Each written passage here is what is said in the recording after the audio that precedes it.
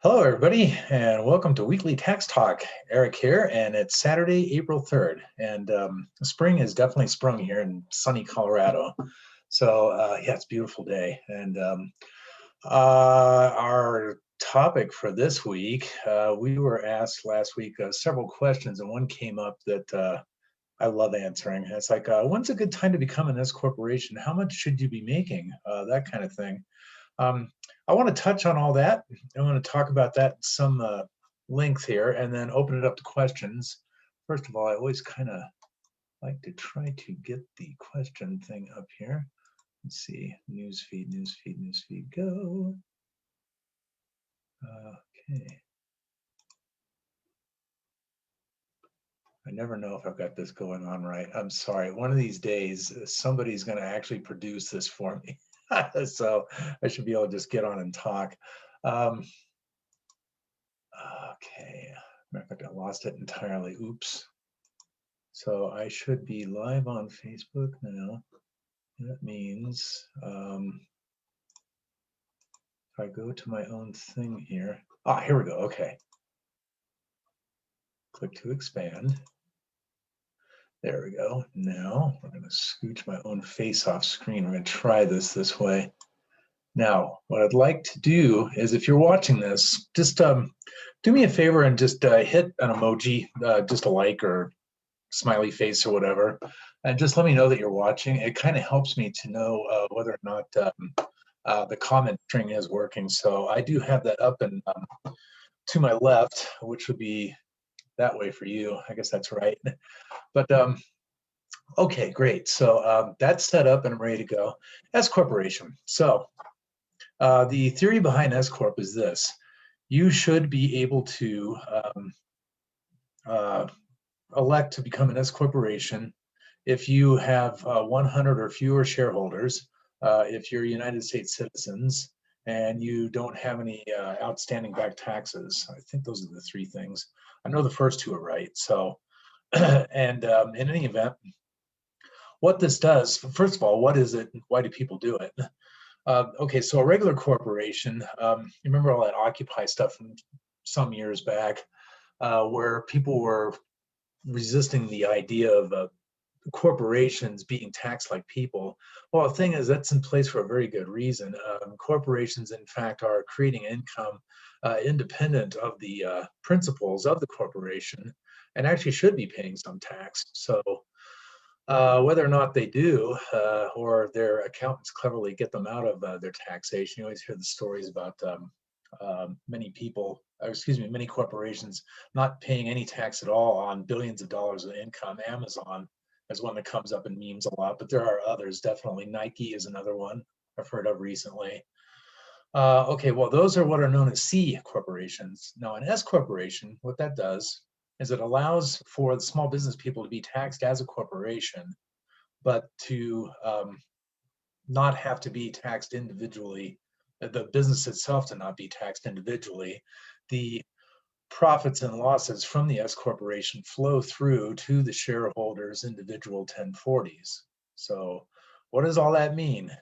Well, it means that if you're in an S corp and over 90% of them are actually owned by just one person, I'm quite certain that a balance of the remainder are two people like mine. My wife is actually an officer in mine as well.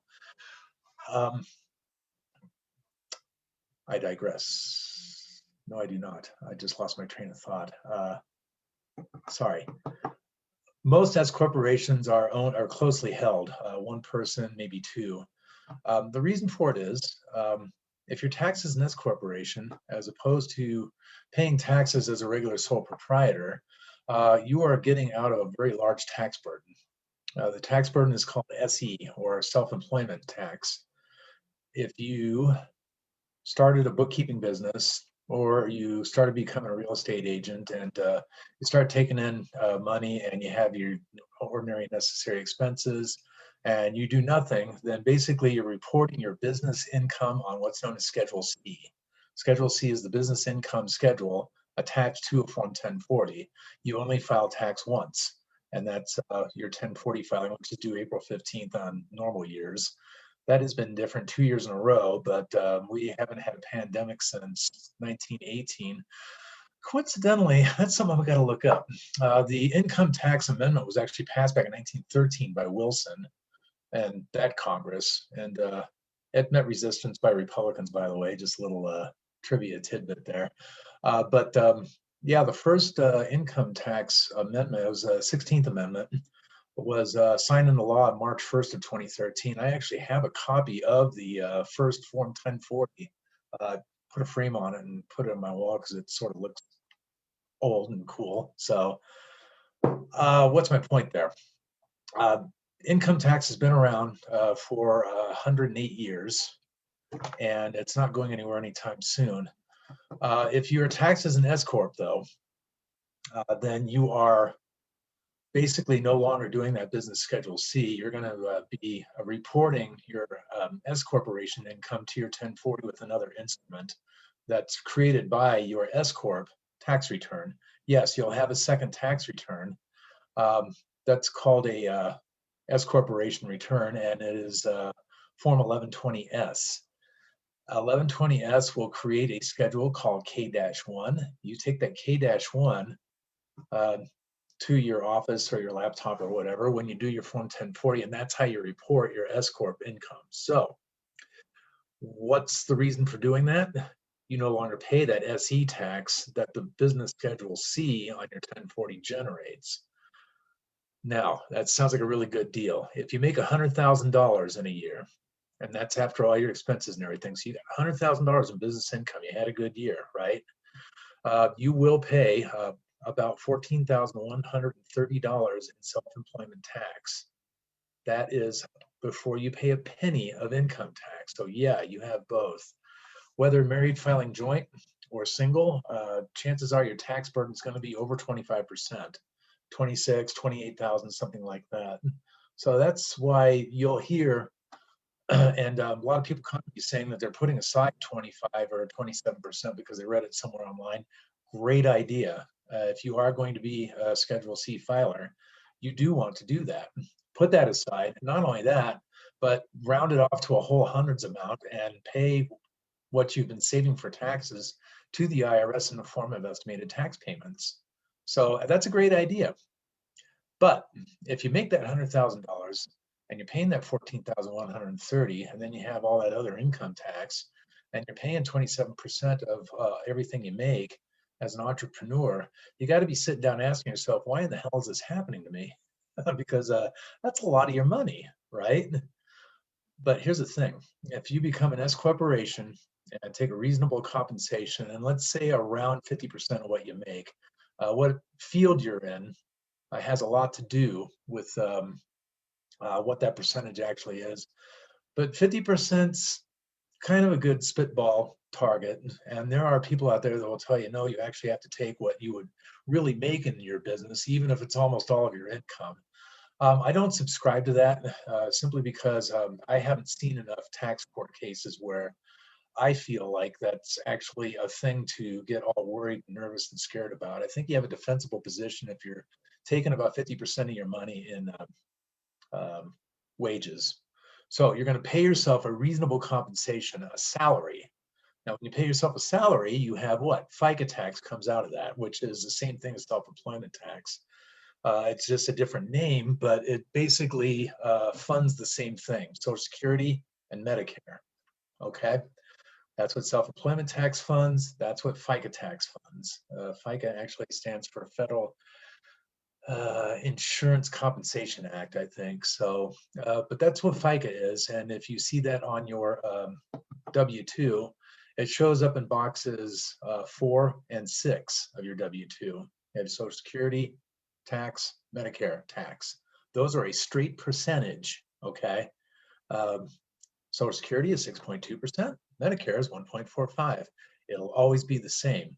Good tax software will actually fill those in automatically for you because it's a math problem. So, it's just basically a fancy calculator. So now what you'll do is, let's say you take a nice even $48,000 because that divides nicely by 12, $4,000 a month, okay?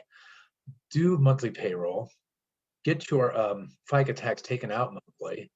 The other side of that, the employer side, you actually get to reduce your gross income by that because you're the employer, but you're also the employee, and that's where you pay your taxes on the W-2 that you're receiving from your business. So the $48,000 you're paying FICA tax, let's say, I think that works out to somewhere around $6,800, maybe $7,000. Yeah, it's about 6,800. So 14,100 and whatever is subtracting 6,800, you're looking at saving about $7,300 a year. That's why people do S Corp. So when is it worthwhile to do S Corp? My quick answer is you have some logistical considerations. Chances are you can do it yourself, DIY your S Corp, but there is a number of moving parts of that. You have to figure out the payroll piece, and you have to figure out the second tax return, all that sort of thing. Chances are, if you're running a successful business and you're scaling it and you're not an accountant, that you want to pay somebody else like me to do that for you. And it's what we specialize in. I'm very happy to do it. And I actually even have a monthly program that gets all of your tax pieces done throughout the year. And it takes up a portion, but not all of that $7,000 in savings. So you're not only paying for a year-round accountant, but you're also saving a couple $3,000. So that is why I kind of land on about 60,000 bucks a year. If you are making 60,000 this year or last year, and you have a good strong trend toward making the same or more money in future years, that is when you want to start thinking about talking to Eric, or at least doing your own homework about possibly doing the S Corporation election, it's called. This is a form you have to fill out, mail in, wait 8 weeks for them, sometimes 12. Another thing is, if you hire a tax professional, if you hire me, I fax them because I know in 2 minutes that they received it. If you do postal mail, it's kind of a hallelujah, who knows? And they have been behind on mail since April of 2020 for all the obvious reasons. So S Corp can save thousands of dollars a year, and that's why people do it. And a good crossing point is when you're about the 50 to 60,000 level, and knowing that you're scaling your business to make that much or more in future years. So that's the answer to that question. I'm looking and I'm not seeing any comments come in. So let me touch on one other thing real quick, and I'll leave with this. This is good news. I had a handful of clients who got their tax returns done early. They were looking to get refunds for whatever other reason. And then they went on ahead and passed the American Recovery Plan, or I'm calling it ARP-21 Act. I think Biden signed that on the 11th of March. Yeah, it was a Thursday. Okay. And one of the things they passed with that is an exclusion of the unemployment benefit taxation up to $10,200 per taxpayer. Yeah, that counts if there's two taxpayers in the family, husband and wife, up to $10,000 for each. So, but you can't make over $150,000 in a year. And there's no codicil for a married, filing joint, or single. So no matter what, if you and your spouse both had unemployment benefits, you get to basically call $10,200, but not more of that non-taxable. Now, the thing that popped up was, yeah, for the people that I filed for, that exclusion wasn't in place, so they basically lost a benefit. Am I going to have to file an amendment? Well, they passed the act, and the first thing we were hearing from the IRS was, don't file amendments, don't do anything, we're working on it, without any further clarification on what working on it's all about. So I went to some of my sources, the AICPA, American Institute of CPAs, and other professional accounting associations. And the feeling was that they were going to be able to data mine the people that had done those returns and basically figure out, just like they did with the stimulus payments, who was owed money, and basically just start cutting checks. So I'm telling you all that right now because as of, I think, 2 days ago, Thursday, 1st of April, they put out a news bulletin that they are in fact going to issue checks for those differences. So you do not need to file an amendment. However, if the difference in the tax that you pay would affect other credits, then yes, you do need to file an amendment to receive those credits. But if you're kind of looking at a basic tax return, you got all of your child tax credit already, for example, and a reduction in your income, gross taxable income isn't going to affect that. Don't file an amendment, just wait for your check. The only dubious part about that is they can't tell us when it's going to happen. It could be about a month or 3 months down the road, but I consider it good news because anytime that you or I have less work to do to basically get our due process from the Internal Revenue Service, I consider that a good thing. So I'm looking, no comments. If you do have any questions, this remains on my news feed, and you can always type questions into the comments later if you're viewing this at a later time as well. So please feel free to do that because, of course, you know Facebook, they're real good at giving us our notifications. So with that, I think I'm going to wrap up this week. The sun's shining. It's a beautiful day. I actually can believe it's summer. I think it's going to be like over 70 degrees, and I'm going to go back outside. So I hope you guys are enjoying a beautiful day wherever you are in the country, and do something randomly kind for someone today, okay? Because spring is sprung. And by the way, happy Easter um, with all that that is. And I hope you have a blessed day tomorrow, and which is Easter Sunday. So with that, so long for now, and we will see you next week at noon Rocky Mountain High time. So we'll see you then. Bye for now.